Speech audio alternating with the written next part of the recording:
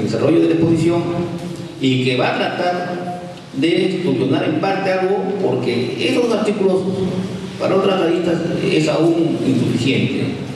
Fíjense, nosotros consideramos, que estamos en la Administración de Justicia, que hubiera sido más preferible emitir la Ley General de Trabajo que antes que modificar una ley procesal de trabajo que, quiera o no, es una ley que está en la modalidad por el Código Procesal Civil.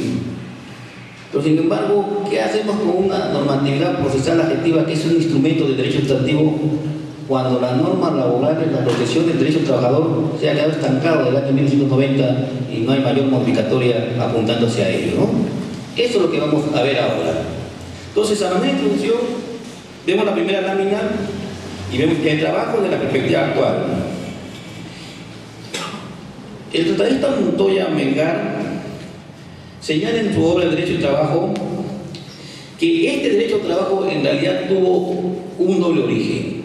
Primero, nace cuando aparece la sociedad industrial, nace la clase obrera y nace la división de trabajo. Y asimismo, a su vez, nace porque el derecho civil, con su esquema patrimonial, con sus concepciones patrimoniales, no puede satisfacer las exigencias de dignificación del trabajo a favor del trabajador, ¿no? Eso se caracterizó en el siglo XIX con la revolución industrial y todo lo que nosotros sabemos ya. En el siglo XX el trabajo, tanto individual como colectivo, unido a la concepción y protección del Estado, se mejora. Entonces aparece el derecho del trabajo como un derecho social. Y en este orden de ideas, el derecho del trabajo aparece como una materia sistematizada, con instituciones propias, con normas nacionales e internacionales, ¿no? En este siglo XX es donde se constituye la OIT, en el año 1919, después de finalizar la Primera Guerra Mundial, el Tratado de Versalles, y esta OIT se llega a reafirmar con el Acta de Filadelfia en 1944 en Estados Unidos. Esta OIT ha servido de un elemento muy importante con sus convenios internacionales para mejorar la situación del trabajador. Los convenios internacionales pues son normas a nivel de tratado que una vez ratificados por los países signatarios se convierten en obligatorios. No hay que olvidar que el Perú es un miembro signatario desde que se creó la OIT. Aprovecho la tribuna para recomendar a aquellas personas que se integren a esta materia de derecho laboral que hay un documento muy importante que fue expedido, fue hecho por el Papa Juan Pablo II. Aquel que lo lea se va a dar cuenta que en esta encíclica, Labor in Exerce, se dignifica el trabajo. En esta encíclica, prácticamente el Papa analizó las cuestiones del trabajo y sus variantes, sus cambios frente a la tecnología, frente a la política, frente a la economía. En realidad, en esta encíclica, el Papa se adelantó a lo que ya se venía dando en cuestiones laborales frente al grupo de empresas, los grupos de intereses, los grupos económicos y la política en relación al trabajo. Se resume en una frase sencilla que al final dice: el trabajo constituye la dimensión fundamental del hombre en la tierra. Y efectivamente es eso. El trabajo dignifica al hombre, el trabajo lo eleva a una categoría superior a todos los seres existentes en la tierra. Por lo tanto, el trabajo siempre debe estar protegido por el derecho y no debe estar descuidado en ninguna de sus manifestaciones.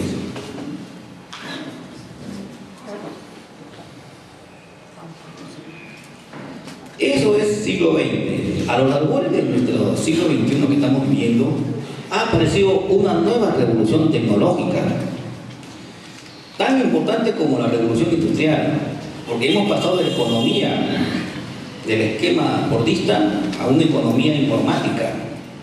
Es decir, la velocidad de las informaciones, la posibilidad de comercializar se hace en menor tiempo y a menores costos. Esto es lo que se llama globalización.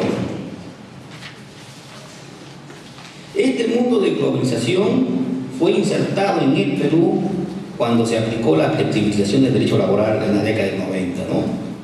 En realidad se hizo una flexibilización abrupta, no se tomó en cuenta los vacíos normativos, no se toman en cuenta los derechos ya ganados por las clases trabajadoras, por los sindicatos.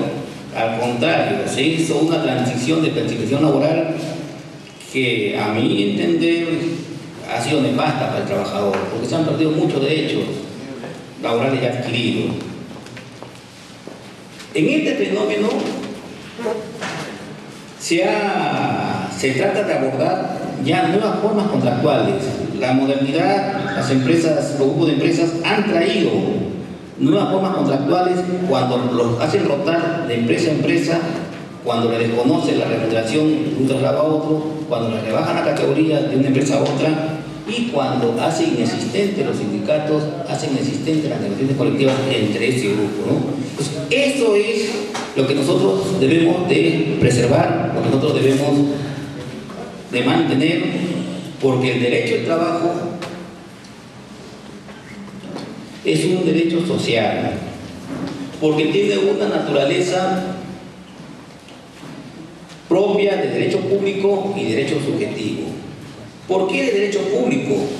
Porque es un derecho que está consagrado en la Constitución Política del Estado. Y un derecho subjetivo, ¿por qué? Porque el ciudadano común y corriente, al estar consagrado como un derecho constitucional, los puede ejercer, le puede exigir al Estado su cumplimiento y su protección. Hay que tener muy en cuenta acá que se dice que el derecho de trabajo es un derecho programático. Vamos a estar a lo que el Estado diga, a la posibilidad del Estado. No. Hay que cambiar esas ideas, porque el derecho de trabajo es un derecho social de primer orden fundamental. Es decir, es un derecho que contiene una naturaleza pública porque ha sido reconocido por el Estado. Ahí están las normas de la Constitución respecto al trabajo. Y subjetivo porque jurídicamente todo ciudadano los puede hacer exigible mediante las diversas acciones procesales que conocemos.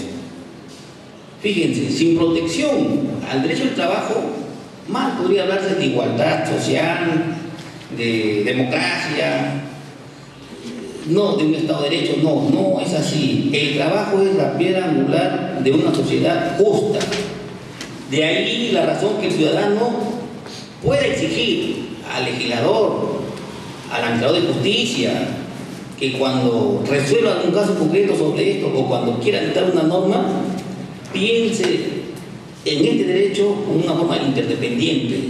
Sociedad democrática, justa, un derecho laboral debidamente regulado. Y eso es así porque el derecho al trabajo como derecho social es un derecho regla y es un derecho principio. ¿Por qué es un derecho regla el derecho al trabajo? Porque contiene preceptos que suponen una expresión de deber. Ahí vemos las normas laborales, ¿no? Cuando le dice al trabajador, al empleador, le fija los sueldos mínimos, le fija las horas de trabajo, le fija al trabajador que cuando va a hacer una huelga con servicios públicos debe de procurar que se les cuiden esto. Y es un derecho principio porque algunas normas laborales contienen mandatos constitutivos de orden jurídico, ¿no? Tenemos los beneficios sociales que dicen son casi irrenunciables, donde la voluntad incluso del trabajador de querer disponer de estos beneficios sociales no funciona, son inválidos, es ineficaz. ¿Puede pasar?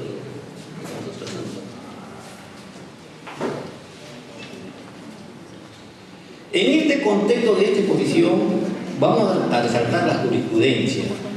¿Por qué?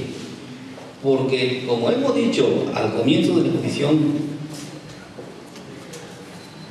la implicancia de los grupos de empresas en el pago de los beneficios sociales no hay norma alguna. Evidentemente, de repente, algunos dicen, no, ¿cómo no va a haber norma? Debe haber una norma. No hay norma alguna. Se ha buscado en las fuentes legislativas, no hay.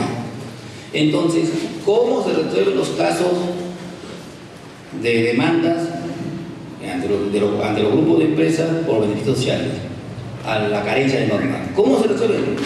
La Administración de Justicia Laboral toma como fuente la jurisprudencia. Y ese es así, a la falta de la norma, y la justicia lo ha visto como una propia fuente para este tema, porque es la única viabilidad de dar solución en concreto a la demanda.